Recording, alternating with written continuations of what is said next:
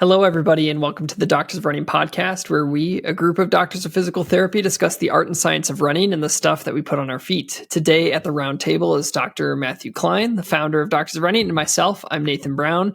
And today we are going to be mostly having a conversation about the potential impact of the increase in number of offerings from companies with shoes with very high stack heights in the heel. We're going to be talking about what we do know about maximalist footwear and the impact on the body, but also things that we don't know, particularly in relation to the intersection between the amount of foam, type of foam, and other elements within the shoe. So it should be a pretty unique conversation. And we're calling it a workshop conversation because this is something that we don't have conclusions on. These are things that we are considering. So as you listen to this episode, we encourage you to join in on the conversation. Tell us where you think that we may be missing the mark. Tell us areas and angles of this conversation that we may be missing. This is truly a workshop, not something that we are trying to come to with the answers to.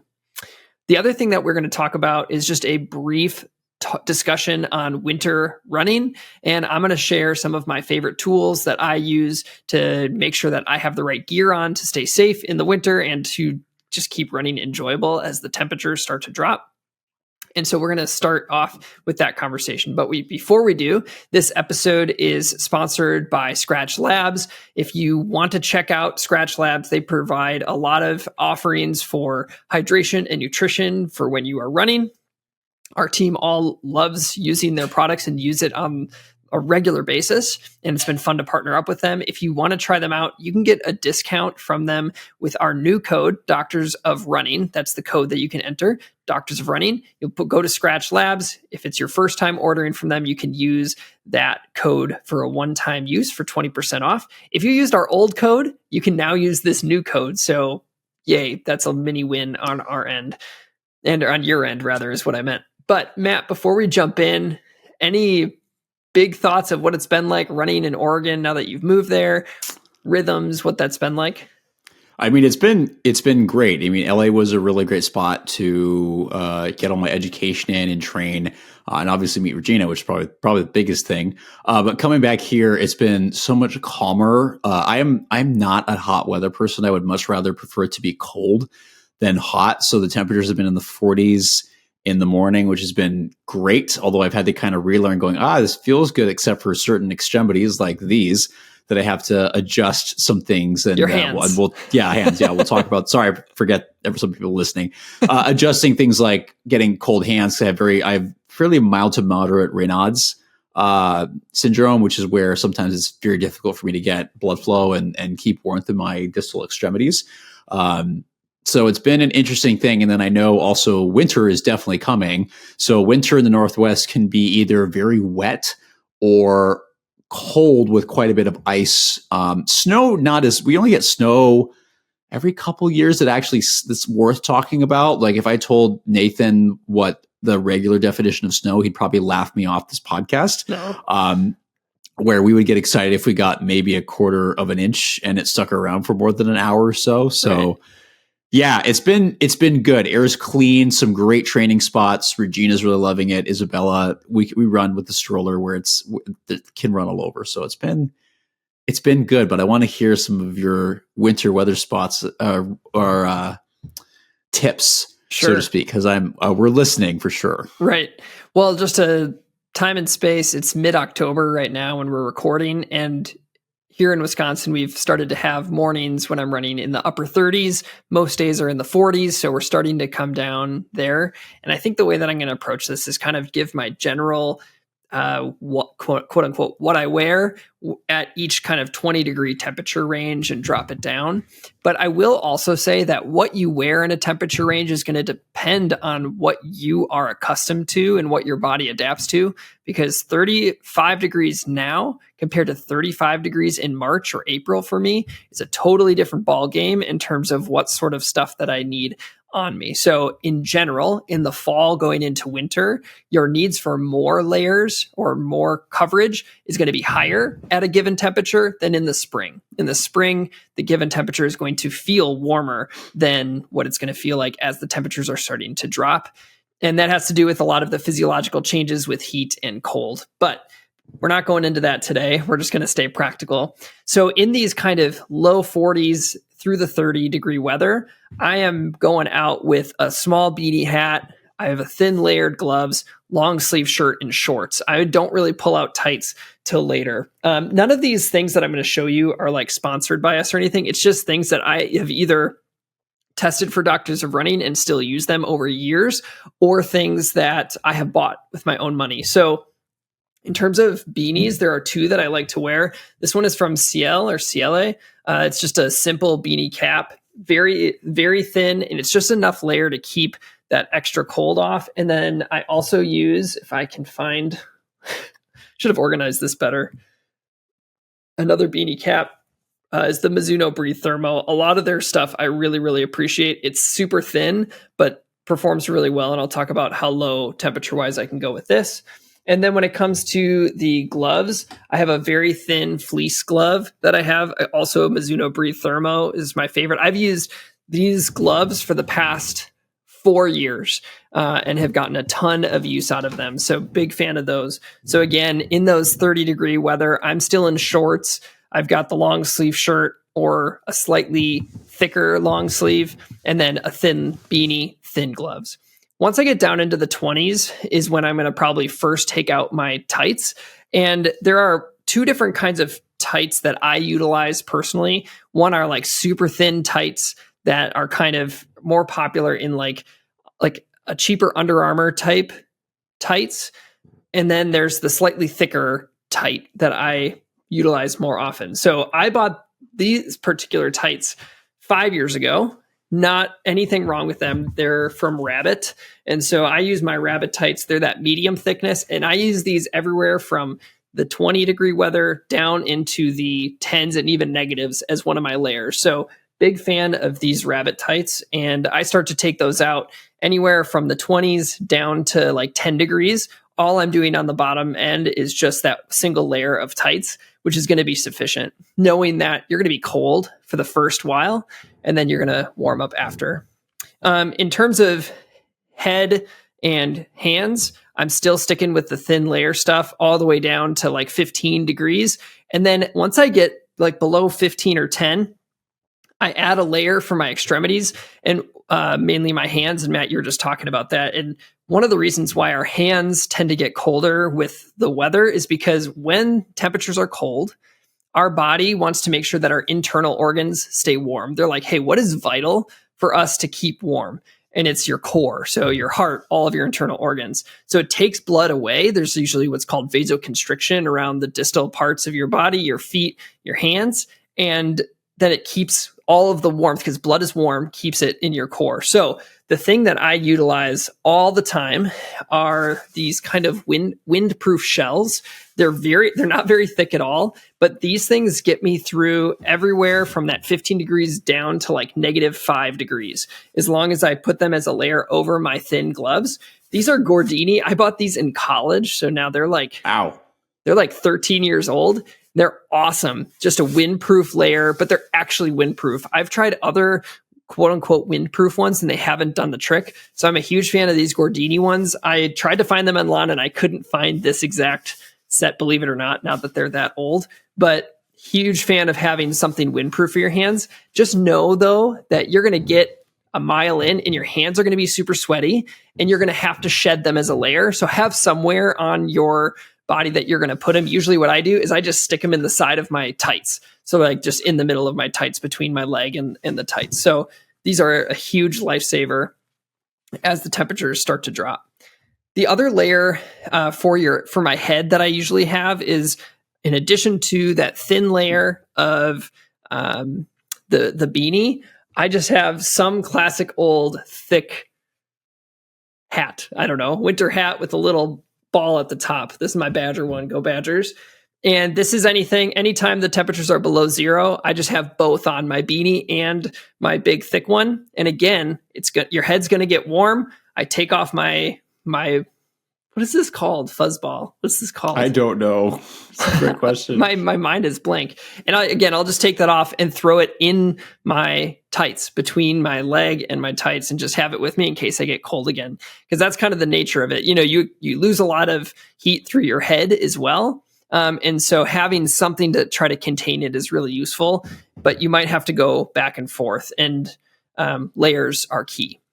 The other thing that I like to have, there are two more pieces that I like to have once the temperatures are, again, down below that 10 degrees. One of them is something to cover my face. The easiest one that I use most of the time is just like a buff. So I just take this, throw it around my neck, and then I can pull it up over my face whenever I need to. This is my Survivor buff. We got these when Survivor 40 came out. Our friends and I, we watch every week. So I use this one a ton. The other thing you can buy, which I have, but honestly, I don't utilize that much, is, balaclava. So this is it covers your head like a beanie, and then it has a part that comes up over your face. This is nice because the material over the face is a little bit more breathable, so it doesn't just hold everything in and smell super bad in comparison to what can happen with the beanie. But this is another option. It's just a little less versatile, and I don't utilize it as much, because the nice thing about about the buff, is that it can also serve as just like your head cover as well. So if you just want to buy one thing, a buff is a really great thing to have for the winter. The last little thing that I think is actually pretty important for dipping down to those colder temperatures are some wind briefs. So they have a wind shield down the front side of the brief so that you're cutting wind flow to that area. Because again, that's one of those regions that's not going to get as much blood flow. And so either get yourself some wind briefs, or for those super cold temperatures, have your tights, but then also get a pair of like wind pants that you can use as layers. So ultimately, layers are your friends. You're going to learn for yourself what temperature chunks require what sort of coverage, but just be ready to know that, hey, as I get into my run, I'm probably going to have to shed something. What am I going to do with it when I shed that layer? The last thing I wanted to talk about was footwear. And there are two shoes that I'm super pumped to be testing out this winter. One of them is... So one of my favorite shoes so far this year has been the Saucony Triumph 22, and I've got the Triumph 22 GTX. The reason that I am excited about this shoe is for two reasons. One, the GTX version is going to be great for those days with tons of slush. So we do get a lot of snow here. And so those really slushy days, your feet can get wet. That's when they get really cold, when you combine that cold and the wet and your wind. And so having a Gore-Tex version is going to be great for the days where there's slush and stuff. But if you're not, and these come in at $180, the Gore-Tex versions, they're not cheap. But if you are like, I don't have that kind of money to get a Gore-Tex version, you can get an older pair of shoes and just use duct tape over the front part of your shoe. It's going to provide wind block, and it's going to prevent a little bit less of that water from just seeping through a mesh upper, and can keep your feet a little bit warmer if you notice that your feet get colder. I tend to have generally warmer feet. Like, it's usually not my thing that goes cold the most, but if you are, Gore-Tex can be a nice option. But a shoe that one of the other reasons I'm excited about this is the type of midsole. So when you're running in the real cold weather and you have an EVA midsole, so most of the shoes that have been made from probably up until 2021 for trainers have just been pure EVA. And so if you just think of some of the more traditional shoes, that EVA firms up really intensely in the colder weather. And so something that's nice about this shoe is it's a PIBA-based midsole that's going to maintain some of its compliance in that winter weather and just keeps it a little bit more comfortable. Another shoe from Saucony is the Saucony Ride Trail version 2. And this is an exciting shoe because of the midsole change. So now you have Power Run Plus here, which is, again, a non-EVA midsole. It's going to maintain that compliance, but it's got a Gore-Tex outsole. It's got a little bit more grip on the bottom for those more slushy, icy days. This is going to be a shoe that I think is going to be fantastic when there's stuff on the ground.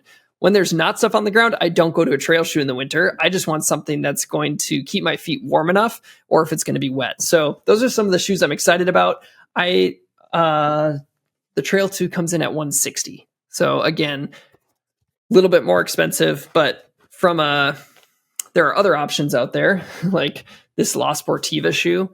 that's very winter ready, this shoe is like $245. So I don't think that there's a need to go and jump and get something crazy like this. I think if you can just find a shoe that has a little bit of weathering for the outside of it, that's going to be everything that you need. I rambled for way too long, Matt. Do you have any thoughts or questions? Yeah. Do I need to get do they make studded snow tires for running strollers? That's a great question. That's what I think about. I bet they do. Honestly, I bet they do. Somebody does. Look.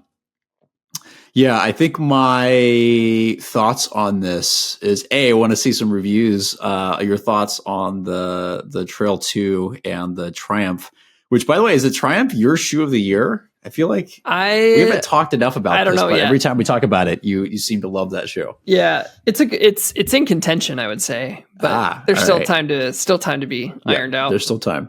Yeah.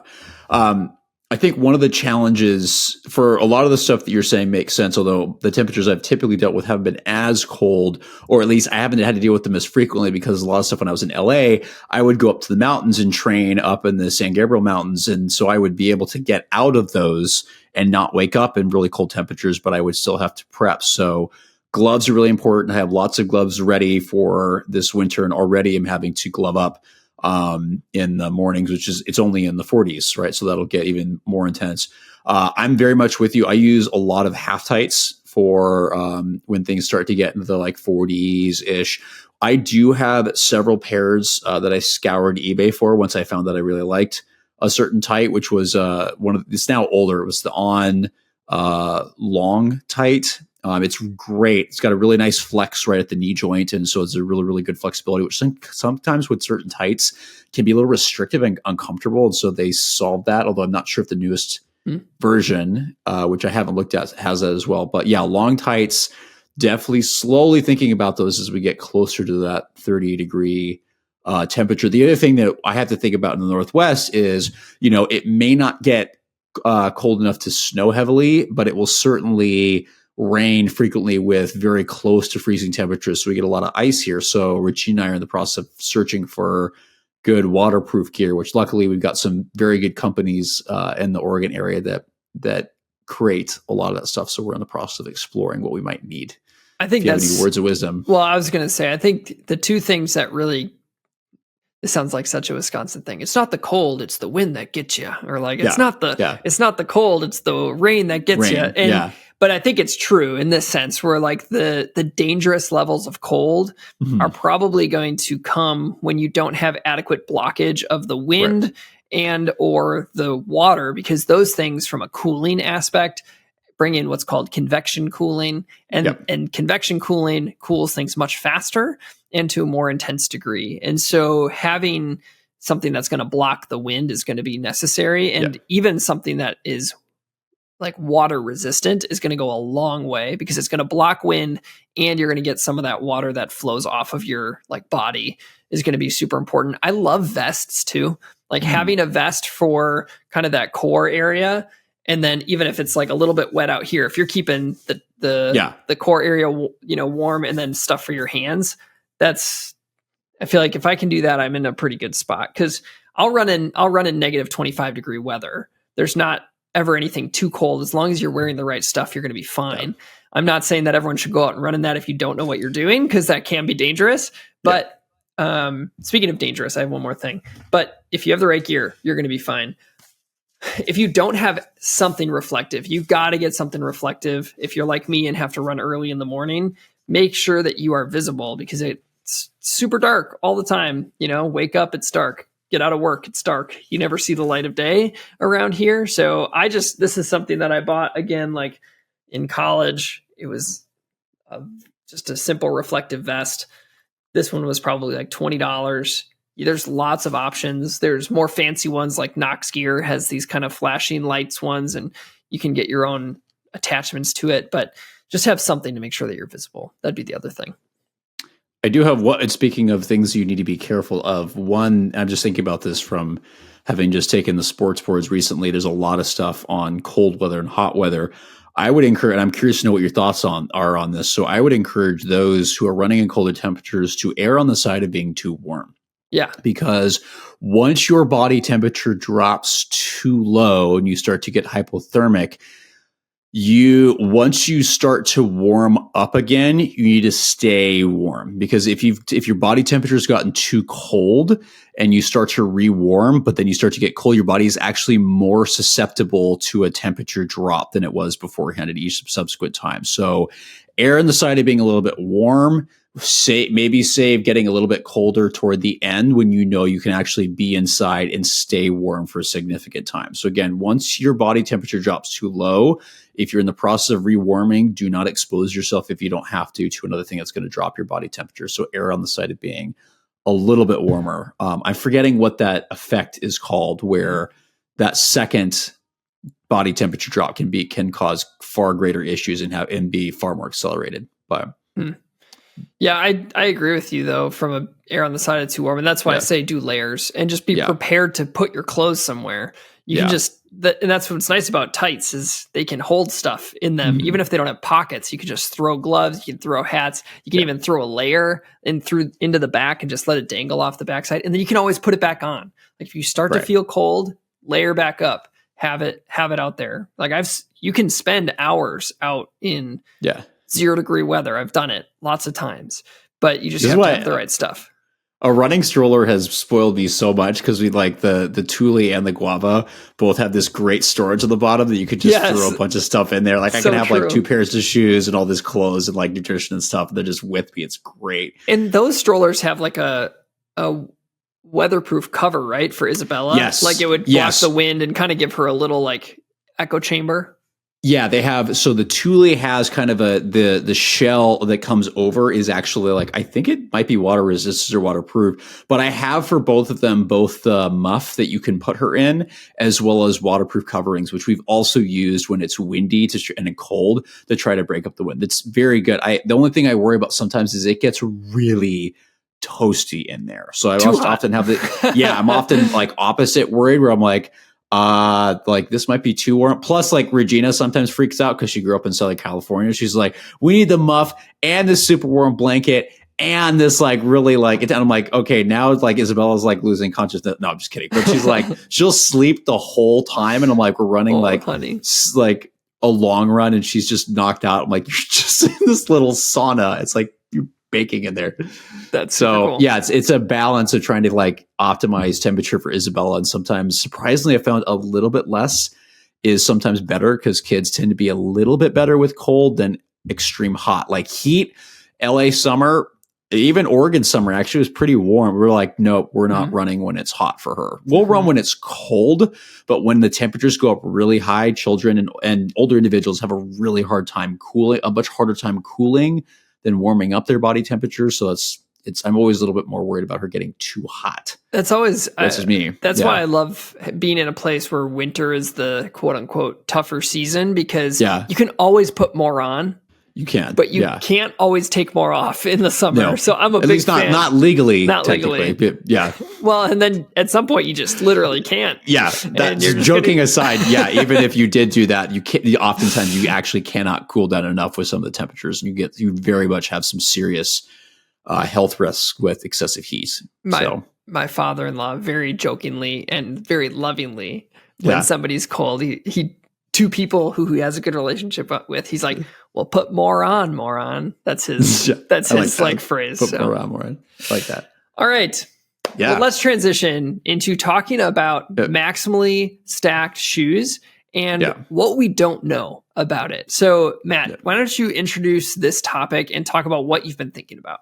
Yeah, so I kind of sprung this on Nathan and the group this morning. I've been really thinking about this new breed of shoes, where in the past we defined most maximalist shoes as the ones, we're not going to talk about the forefoot for the moment, but that has a place of where this goes into. But we were talking about shoes where the heel stack was going into like the upper 30s or like 40s or often low 40s.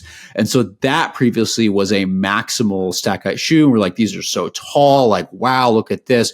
Wonder what the impact of these shoes are. And the two things that have changed is that a lot of the training shoes, not just racing shoes, but a lot of the typical training shoes, the Nimbus series, for example, is now up in that lower 40 range.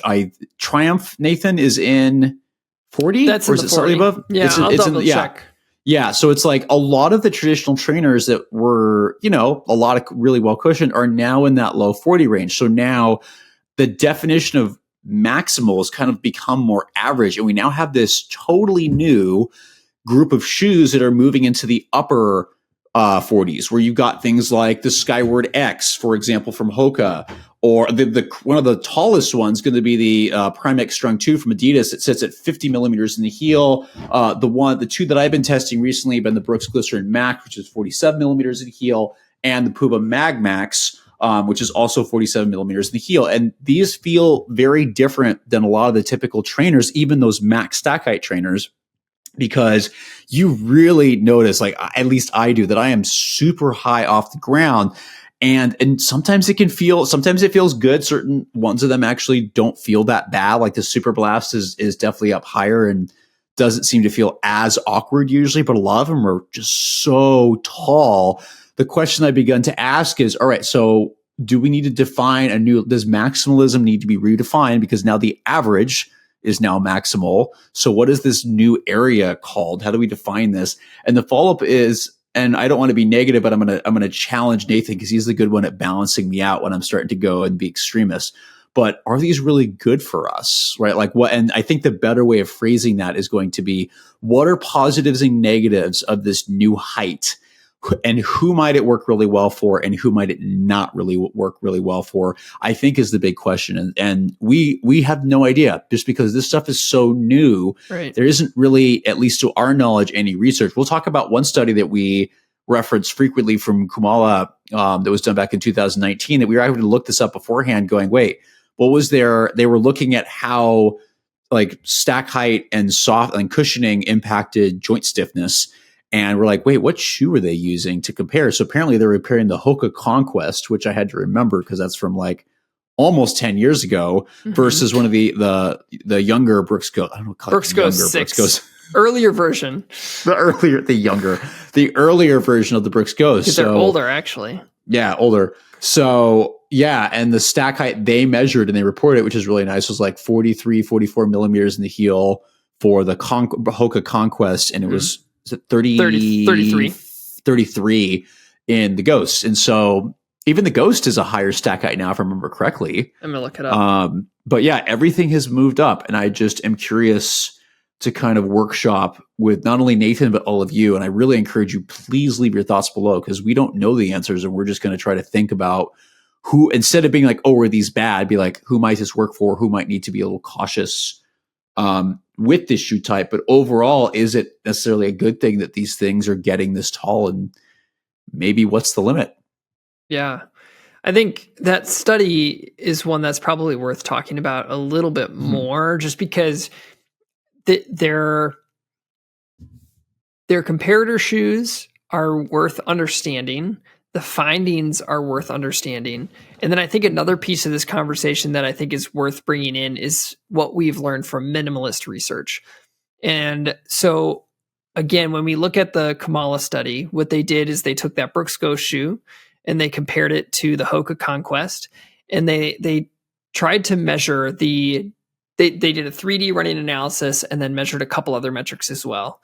But basically what they found in the 3D running analysis is that there was overall increased leg stiffness in that higher stacked shoe in comparison. So in the Hoka Conquest, in comparison to the Brooks Go 6. One of the findings, Matt, correct me if I'm wrong, but one of the findings from this study, not in where they pieced out where this came from, is because they saw that there were higher impact peaks from the Hoka Conquest, this higher cushion shoe that in theory is supposed to make things less impactful, because we're thinking about, oh, so much impact. That's why we have running related injuries. That's where all these conversations stem from. So they're like, oh, this more cushion should have less impact, but it had more impact than the Brooks Ghost. And they're like, why? And that's where the 3D analysis brought to light that there was less joint excursion, which means overall increased leg stiffness. So I think that's a really interesting piece, because intuitively on the surface, it's like, oh, well, then we're not getting the decreased impact forces that we wanted. We're getting more leg stiffness. So from a workload standpoint, what does that mean, that there's more or less work done by the body? And in some ways less, because if you have more joint excursion, that's more work done by the muscles that you have to do.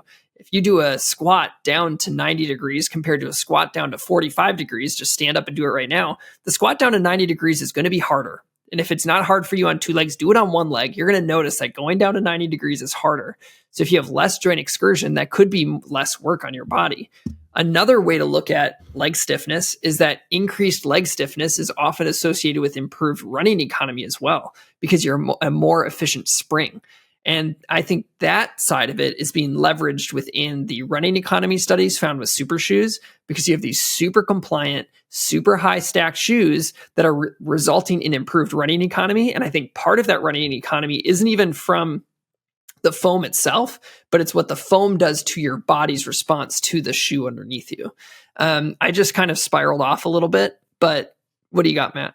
Let me jump on this really quick, because this is part of my thought process. So, and we've talked about this before, where the idea that more cushioning equals more protection isn't necessarily true, because that assumes that the body is a machine and not adaptable. It doesn't change and doesn't actually react to the surface underneath it, right? It does. So we know, and we've seen this, that you have increased leg stiffness, meaning you have less joint excursion, but increased impact forces, right, at that area, which is counterintuitive to going, wait a minute, I understand you might land stiffer, but like the fact that there is actually, how do I say this? Let me start over. So yes, there is more foam underfoot. Theoretically, there's more protection from the dangers on the ground, right? Like if you have a higher stack, if there's a needle or something or a nail, there's going to be more protection from that. But in terms of impact forces, there's two things. A, impact forces aren't always associated with injuries, as we are learning. There's some other nuances there. But even if they are, what we're seeing is these super stack shoe, these higher stack height maximal shoes don't actually decrease them. They just change how they're applied. And so in my brain, what I'm hearing and just thought about is you are going through less joint excursion, right? Which is more efficient. So you're having to use less muscle to control and shock absorb. So you have less joint excursion, less eccentric load on muscle, tendons, and soft tissue and passive tissues, which certainly makes you more efficient. It does mean there's less shock absorption. Instead, that same load is now going through potentially a smaller range, which in my mind, certainly it's more efficient. I don't necessarily know if that's a good thing, because that means you are loading a smaller range more repeatedly. Is that a fair statement? I think loading a smaller range for the soft tissues. Yeah. And also it's the other results of the study, I was just going back through them, were all about loading rates as well. Yeah. So having less range will be a higher loading rate, which is higher impact as well. And impact is going to have an impact. That's a terrible, I shouldn't have done that. Okay. But higher impact is going to have an effect on the type of loading through cartilage and bone as well. Right. So it depends on what matters. I like to say to the students that I work with, who are awesome, that forces aren't bad unless they are. Something doesn't matter unless it does. So like for one person, having high impact loading rates could be problematic for them because they have already degenerated cartilage within their knee, which is on the surface that is within the range that's being loaded for them.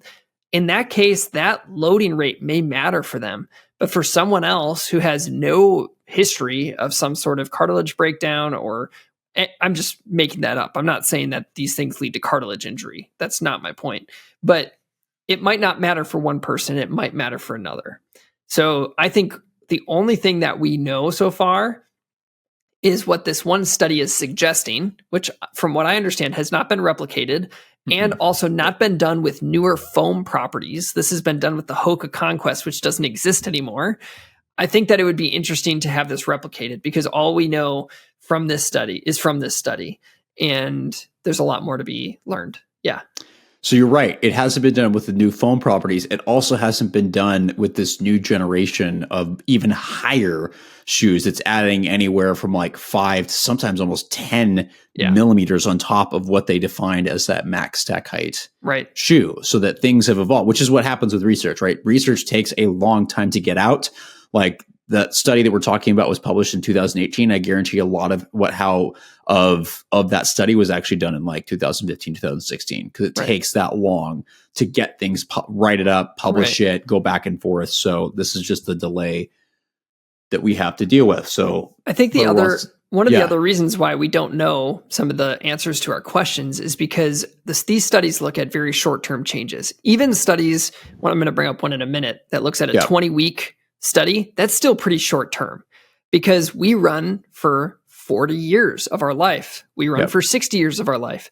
And so what is the impact over 60 years versus 20 weeks? We don't know that. We just know when somebody is in the lab at this moment, we are seeing this change. And what else we have seen is that injury rates overall haven't really been changing, even with the advancement of footwear. So it's probably more of a shifting of things than it is an improvement due to footwear. There's a lot of limitations in shoes and the ability to keep us healthy. But I go ahead.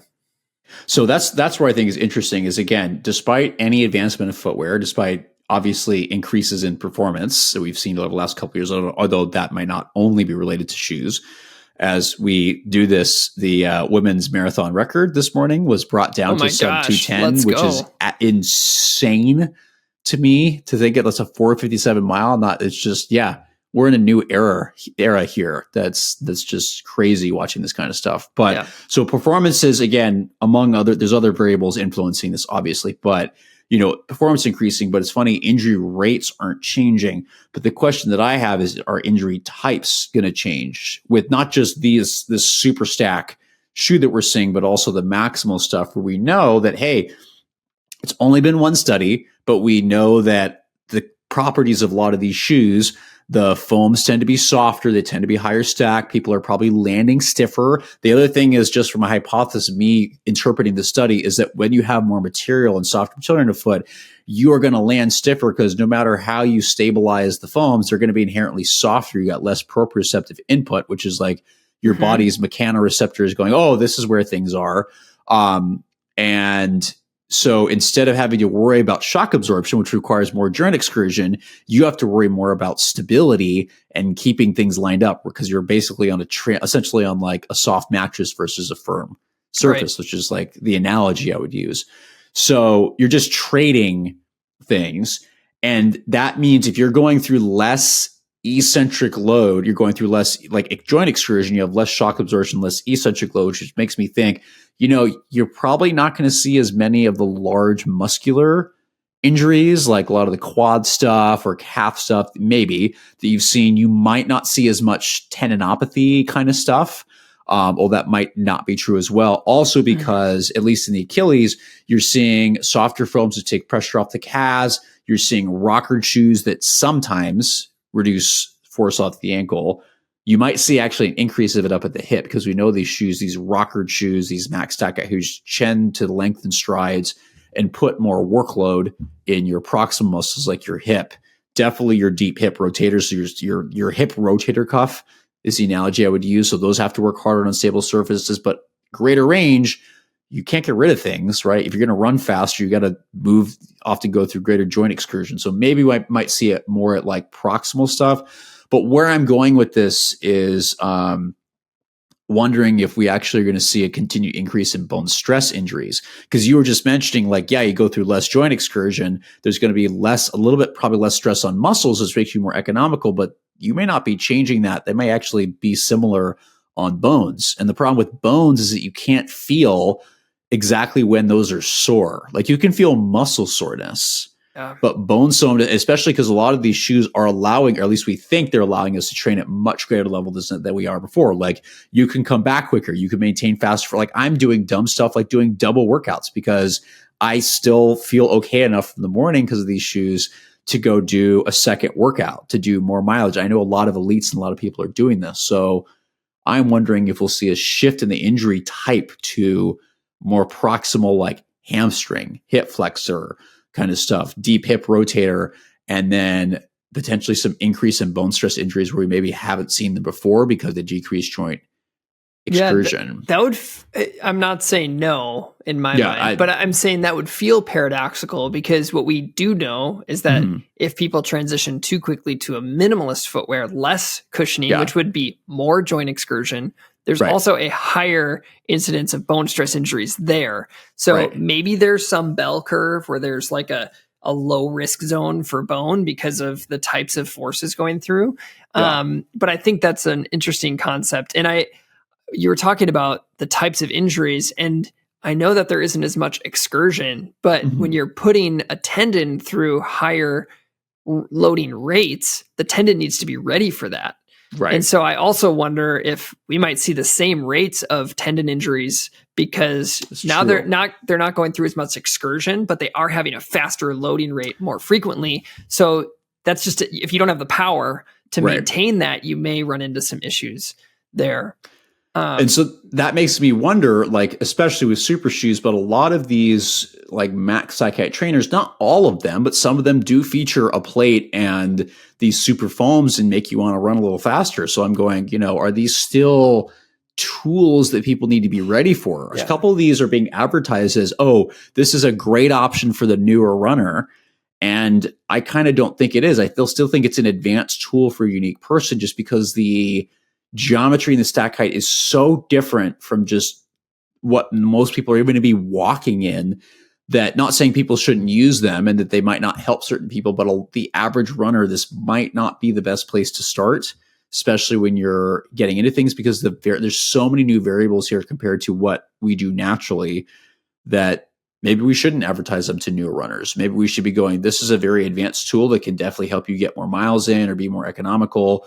Or you just might like it because it just feels softer, but you should transition into this much the same way you would transition into a minimal shoe. Not saying the risks are as high or things like that, but going, we don't know yet, Is that weird? Is that no, I'm paranoid thing to say, to go transition into a super stack shoe similar to how you transition into? That's probably too question. Paranoid. Yeah. I don't know if it's too paranoid. I'm trying to think if I agree or not. I don't know.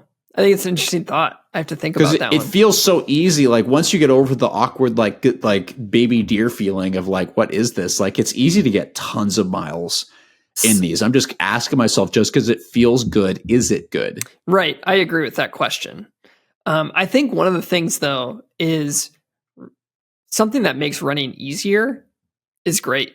Yeah. I think that the error then is still on the user to say, because it's easier, now I'm going to do more. If you did the same amount in something that is less total workload on your body, in theory, then the risk of injury would go down. Because if you take, two situations, one is workload of 10, one's workload of 20, but you do the same thing, you should have less risk of injury in the lower workload overall. Right. But it's not a 1-to-1 ratio with these shoes because though you have less excursion, less workload, you have higher impact loading. So it's what matters to that person? Right. What structures and what issues are their weak spots, and how do you pair a shoe to their specific needs? I think two things we haven't talked about. There's just so many thoughts in my head, but two things we haven't talked about. One of them, you've referenced the idea of rockers and plates. I think what's super important to think about with all of these shoes, like if you hold up the Glycerin Max, a lot of these super max shoes are not going to have a plate, but they're going to be very stiff because they are so much foam underneath. So functionally, their bending stiffness is very high. I don't have like the numbers for their longitudinal bending stiffness, but they have to have a rocker platform because there's so much foam. And that makes the importance of where that rocker sits for you even more important. Like for me, Glycerin Max rocker is pretty far forward. It's a late stage rocker. I never get along with those in the first place. It hasn't changed for a shoe that doesn't have a plate in it or not a super foam. It's hard for me to train in that shoe because it doesn't line up well for me because it's such a late stage of a rocker. Whereas some of them are going to be much earlier. That one's, the strung Primax 2 strung looks a little bit more gradual. That's definitely more gradual with the MagMax stuff.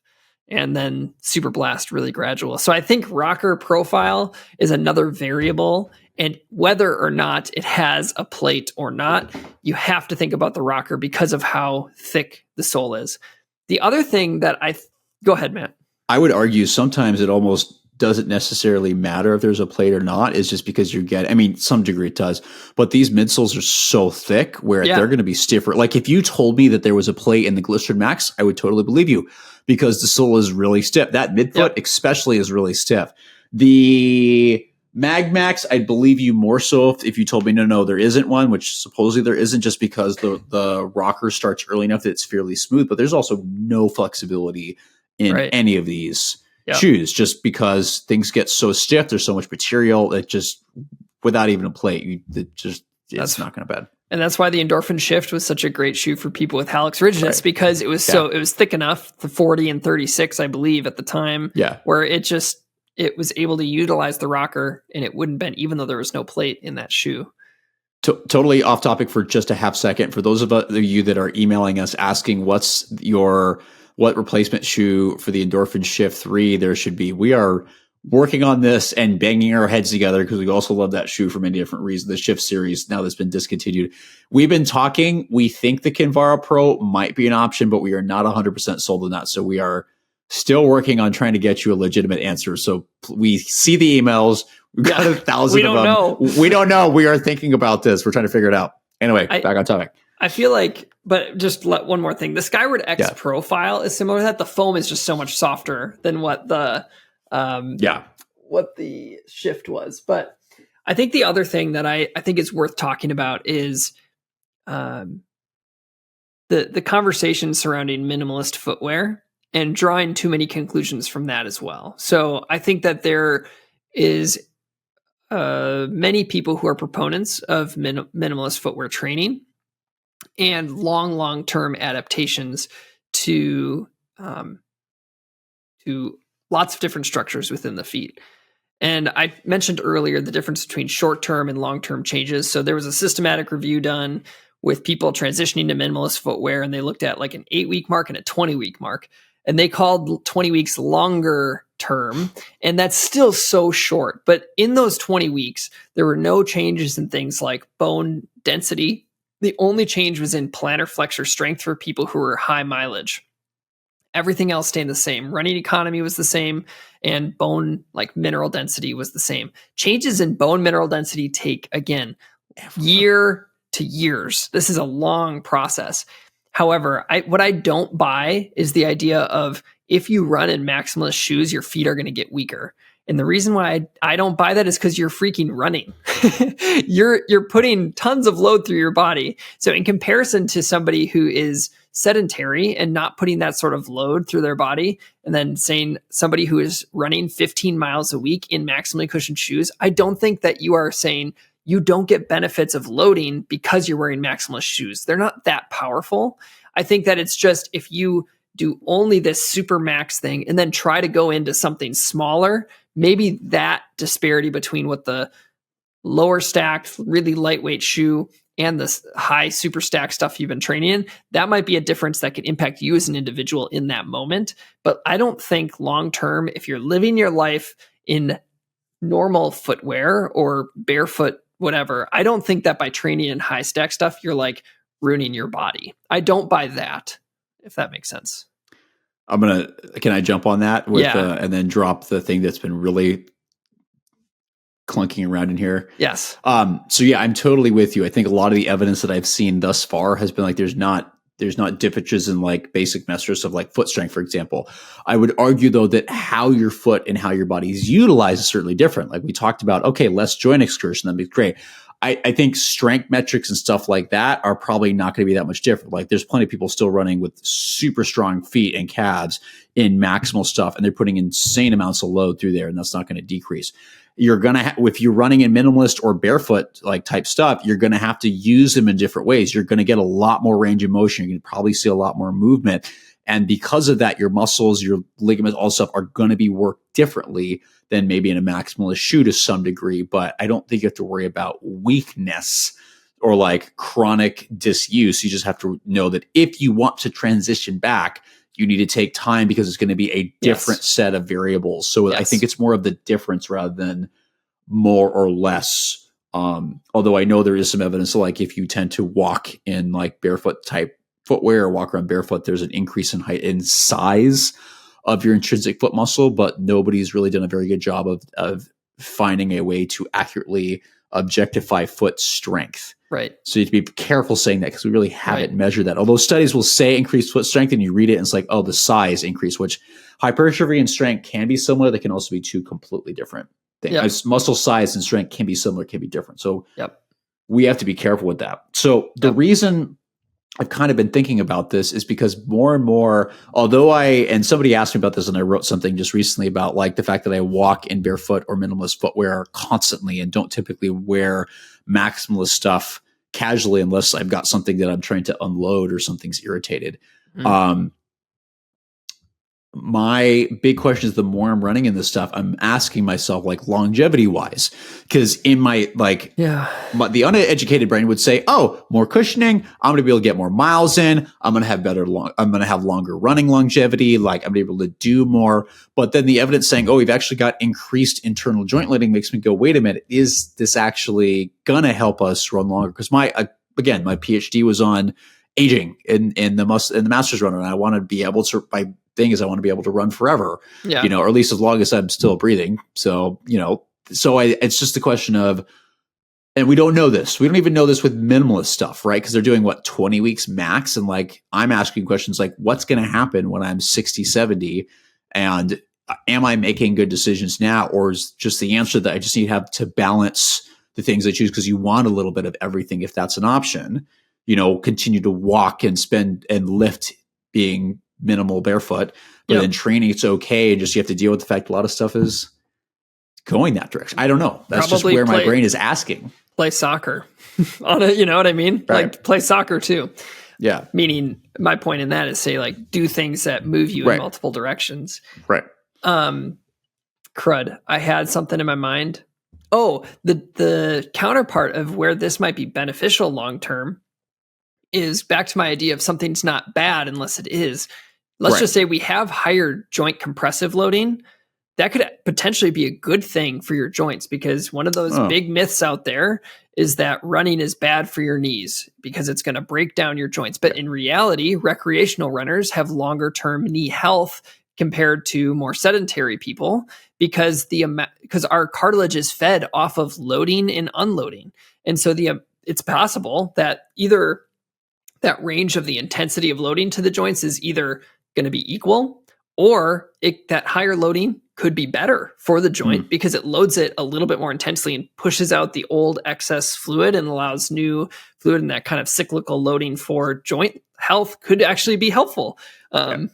We don't know. It could also be just over the threshold of too much. So I think that's another potential part of it. Same thing with tendon health. Your study looked at a lot of the differences in power, right? That was kind of the big finding, was power was that thing. And if you are having faster eccentric loading of tendons, maybe that gives a better stimulus to tendons for longevity than if you had something that you went through slower joint excursion, it had more shock absorption through your muscles. So I think that's why we don't know, but I think it could go either way because load isn't bad unless it is. Like another example that for that idea that people might cling to if they've been in the exercise world for a while is the exercise knee extensions. So like a knee extension machine where you sit on the knee extension and you have your knees bent and then you straighten your knee out and push against a weight. There was a season of life where even when I was going through my undergrad, where they said to me in my exercise, like physiology and then exercise prescription class, that's a bad exercise. Don't do it because it puts higher loads on the patella when you are from 45 to 0 degrees, not from 90 to 45. It's actually less than a deep squat. So they would say open chain knee extensions are bad because of high loads.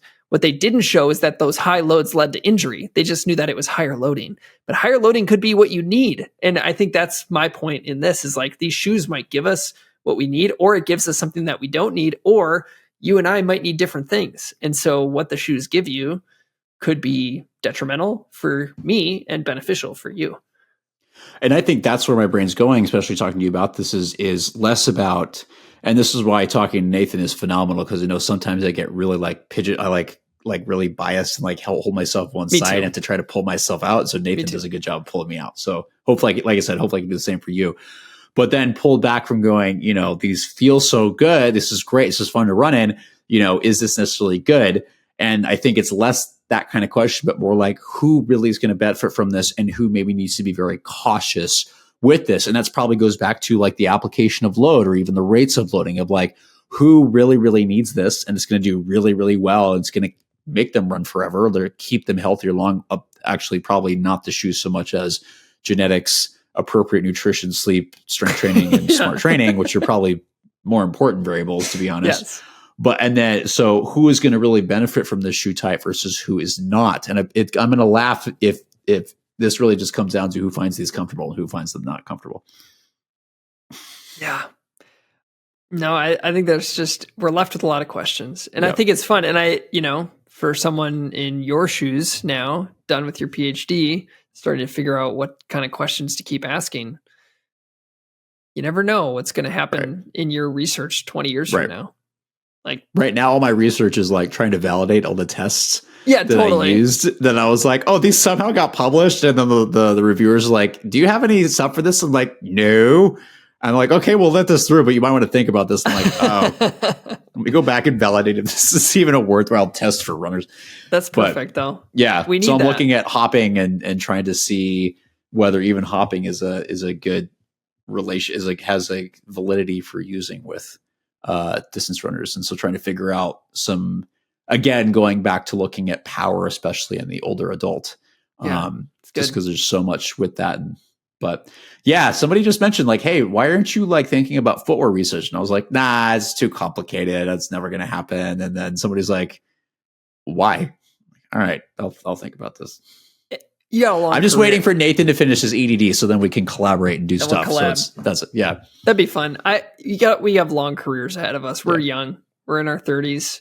We've got a friend of mine just messaged me yesterday. He's like, he also works at the university I'm at in a different department. He's in natural resources. And he's like, so if I retire when I'm whatever, that means I have more than 30 years left here. And I've only been here for 2. Commence midlife crisis now. And it's just like we have a long career ahead of us to ask a lot of fun questions. Yep. And I think this conversation just shows all of the exciting things to look for. Yep. And hopefully we can find questions to ask and find answers to that get to help people. That'd be the fun thing. I will also say for those of you that have made it this far, please, if you have any inkling, please comment below, because it's not just us trying to look for answers. We are all human. And so we really appreciate, even though we don't always get to respond to all of them, we do appreciate the comments, because oftentimes many of you will say things that we hadn't thought about. So I always love going through, and I've always super excited by, I don't know if is this just a season, but people have been really positive recently with all the comments. And I was like, I'm like, is this just a phase where you get to like, what?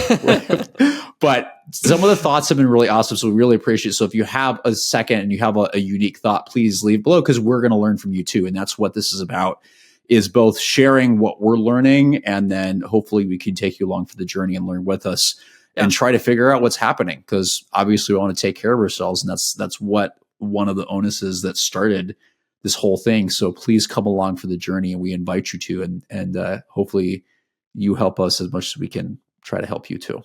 Absolutely. And that's where we're going to wrap things up. There's not a neat bow to tie on this conversation. Nope. Thanks for, if you have, as Matt said, made it this far, thanks for joining with us on the journey. Please let us know your thoughts. I was going to encourage the same thing, because there's a lot of things that we're not thinking about. But what I hope you took from this conversation is a lot of nuance, that there probably isn't one good thing, but I think in my mind, there's usually something that's going to be good for one and less good for another. And we have to try to figure that out in the context of each individual's myriad of things that make up their existence as a person. And so we'd love to hear more about those thoughts. If you want to comment below or reach out to us at doctorsofrunning@gmail.com. If you want to follow what we're doing, you can find us on socials at Doctors of Running. If you want to keep up with this podcast, you can subscribe to the podcast itself or go to YouTube. We release YouTube episodes on Sunday. We release podcast episodes the Wednesday before that, so the audio comes out before the video. We'd love to have you join us on the journey. And if you also have it in you to take 15 seconds to leave a review. That really helps launch our podcast a little bit further. Matt, it seems like you have one more thing you want to say. Yeah. So for those who don't know, there's usually a delay because we'll process it, especially BJ, who is our phenomenal sound engineer. It's about 2-week turnaround? What is it, about 2 weeks to record it? 10 days. Yeah. 10 days. So it's always funny if I've dropped some like really dumb joke and then like 10 days later, 2 weeks later, BJ's like, wow, really had to let that out, huh? So it's like the delayed gratification is very real here. So I will try to drop more jokes just to drive BJ nuts. And also leaning into being a dad. So, and as my poor George Fox students know, I'm trying a lot of new material on them. So you'll probably hear some stuff here. So good stuff. It's fun. Yeah. Thank you everyone for joining with us, and we'll talk to you next time.